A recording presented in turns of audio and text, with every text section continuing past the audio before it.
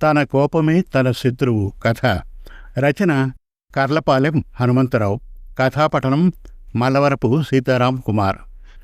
బాలు వయస్సు 10 ఏళ్ళు. అంత చిన్నతనంలో కూడా కోపం బుస్సుమని వచ్చేస్తుంది.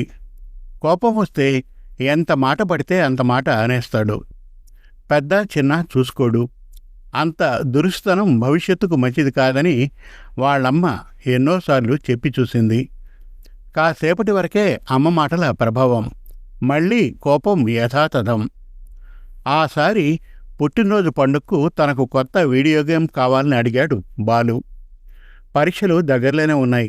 ఆటల రంజులో పడి చదువు మీద ధ్యాస తగ్గుతుందని అమ్మా నాన్నల బెంగ.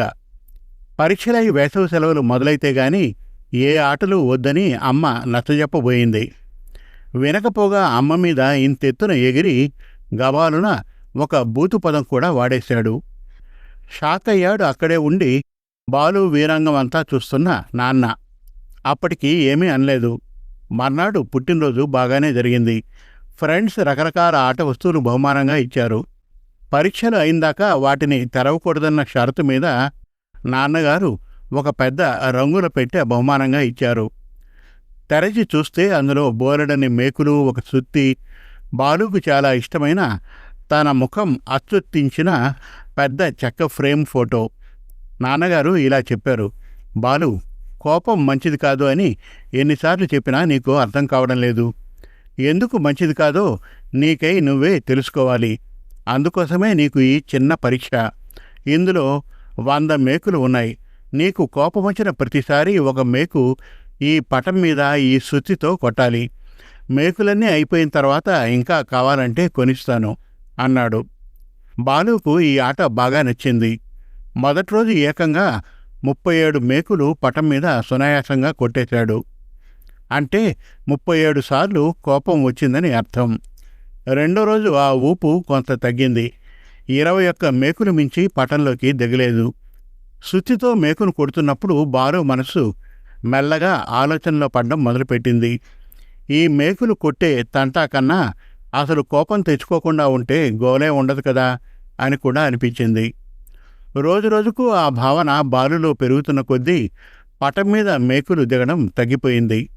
అంటే బాలుకు కోపం వచ్చే సమయం క్రమంగా తగ్గిపోయిందనేగా అర్థం. కోపం వచ్చిన ప్రతిసారి మేకులు సుత్తితో వాటిని పటం మీద కొట్టే బాదరబందీ గుర్తుకు వచ్చి చల్లబడిపోయేవాడు. మేకులు కొట్టడానికి ఇప్పుడు పటం మీద చోటు వెతుక్కోవడం కూడా కష్టంగా ఉంది. పటం నిండా మేకులు నిండిపోయే వేళకు బాలుకు అస్సలు కోపం రావడం పూర్తిగా మానేసింది.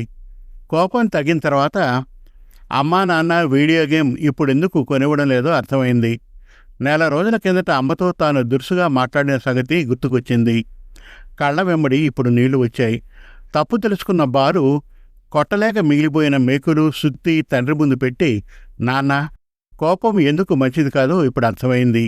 ఇక ఈ మేకులు కొట్టే పని నా వల్ల కాదు. నేను అమ్మ మీద ఇక నుంచి ఇప్పుడు కోపమే తెచ్చుకోను అని చెప్పాడు.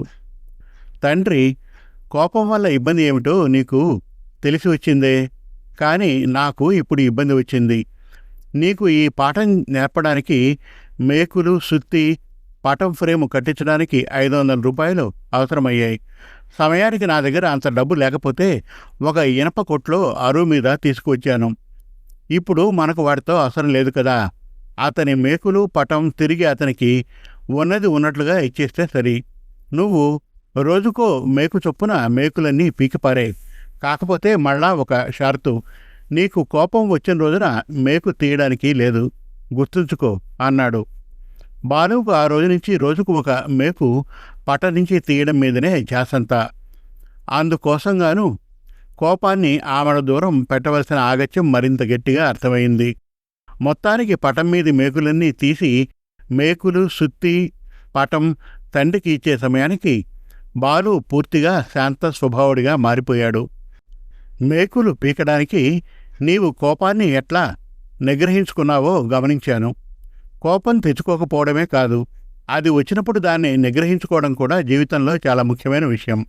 తన కోపమే తనకు శత్రువని పెద్దవాళ్ళు ఎందుకు అన్నారో ఇప్పుడు బాగా అర్థమైంది అనుకుంటా. కోపం తెచ్చుకొని ఏదో ఒక దురుసు మాట అని ఎదుటివాళ్ల మనసుని గాయపరచడం లాంటిదే మేకుతో పటం మీద సుత్తితో బాదడం. ఇప్పుడు ఆ తప్పు తెలుసుకుని మేకు మళ్ళీ తీసినా పటం మీది చిల్లులు పోవు కదా. ఆ వికారం పోగొట్టడం మన తరం కాదు గదా.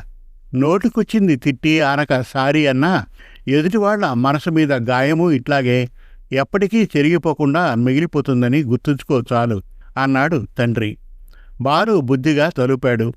పరీక్షలై వేసవి రాగానే తండ్రే బాలును వెంటబెట్టుకుని ఎలక్ట్రానిక్ షాపుకు తీసుకువెళ్ళి అతగాడికి కావలసిన వీడియో గేమ్స్ కొనిపెట్టాడు. ఎన్ని గేమ్స్ కొనిపెట్టాడో అన్ని పుస్తకాలు కొని ఇస్తూ ఒక పుస్తకం చదవడం పూర్తయిన తర్వాతే ఒక వీడియో గేమ్ ఆడుకోవడానికి పర్మిషన్ అన్నాడు తండ్రి నవ్వుతూ. బాలుకు ఈసారి కోపం రాలేదు. సంతోషంగా గేమ్సు పుస్తకాలు అందుకున్నాడు. సమాప్తం. మరిన్ని చక్కటి కథల కోసం, కవితల కోసం, వెబ్ సిరీస్ కోసం మనతెలుగుకథలు.com విజిట్ చేయండి. Thank you.